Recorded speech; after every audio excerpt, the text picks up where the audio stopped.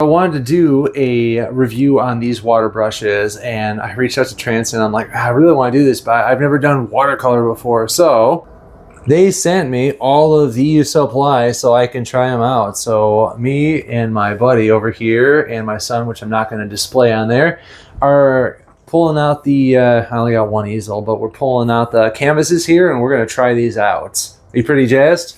Very excited. I haven't painted in a very long time. Have you ever done watercolor? Maybe in 3rd grade. Okay, well, let's see how this goes. Get these brushes all dirty. I just want to point out, and I didn't know this because I don't do watercolor, so you might already know this, but before you use your brushes, you're going to want to remove the water-soluble glue. So all of these are individually wrapped. I'm going to put these in lukewarm water because it says no hot water ever. So I'm learning a lot of stuff right now. I didn't know. Like I said, I've never used this stuff before.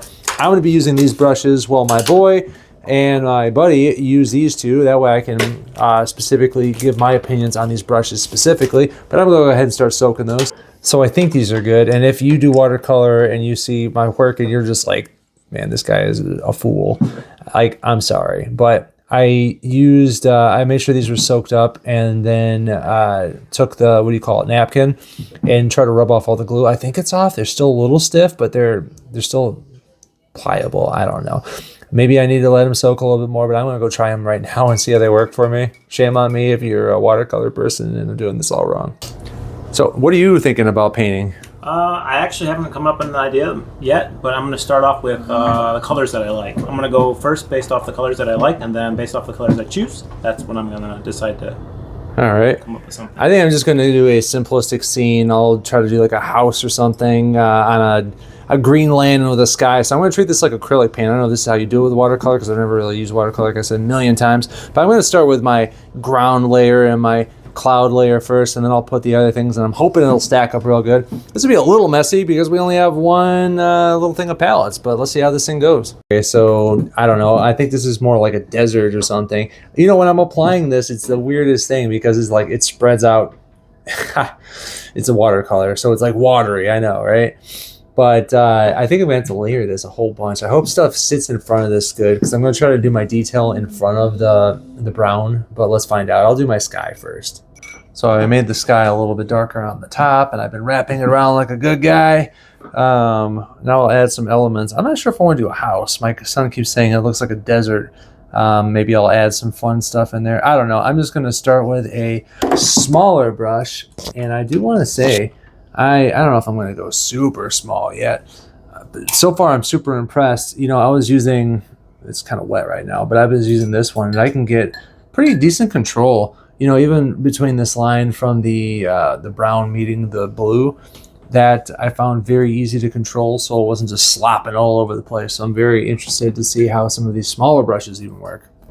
So it's because of the watercolor. I'm so used to acrylic paints and having that sharp line, but obviously with the water paint, it just kind of bleeds. You can see it's kind of bleeding over there, but that's just because I'm not used to water paint. So it's derailing a little bit. I'm just going to start making it into like a creepy scene, I guess. That's what I always do. If it doesn't look necessarily beautiful, I just start making it a little creepy.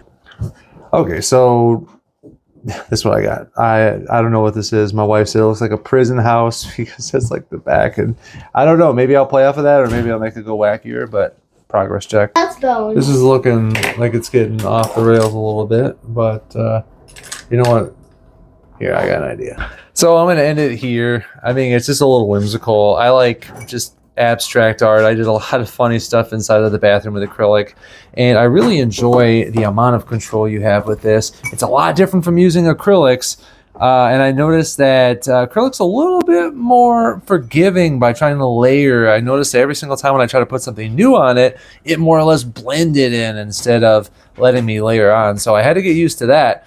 But you know, the fine tip brush, like the little liner, my son's using that right now. He's making a miniature canvas, but that liner brush, look at those. Like, you can get really in there and get this like little fine detail. And I'm sure if you're actually an experienced person, way better than I am, you could probably do it even more. I'm so excited with this project that I forgot to incorporate my little inkwell right here, but I figured I'd show it as well.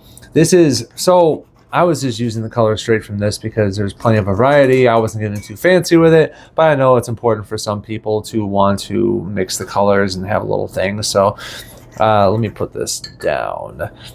This has a little hole where you can hold it. Let's see if I can get this right. You can hold it, and I can't do this while I have a camera in my hand, but you could fit paintbrushes through there.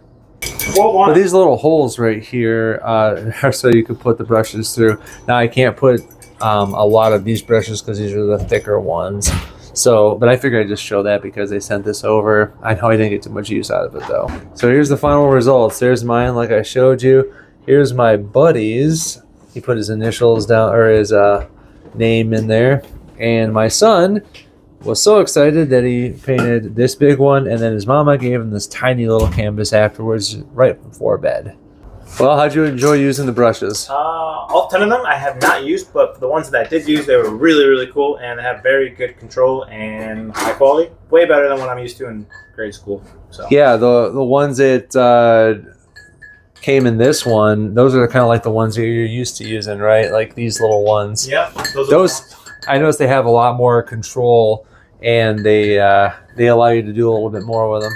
Yeah, the material is just so much better. It's like a legit professional brush. Like it's very accurate when you're using it. Yeah, you can definitely feel the difference. So I want to thank Transon again for sending me this. This was a very fun experience. And I mean, you know, I was doing acrylic art for a while. I think I'm going to incorporate maybe a little bit of watercolor since I have this, and it could be fun. So hopefully this was informative for you.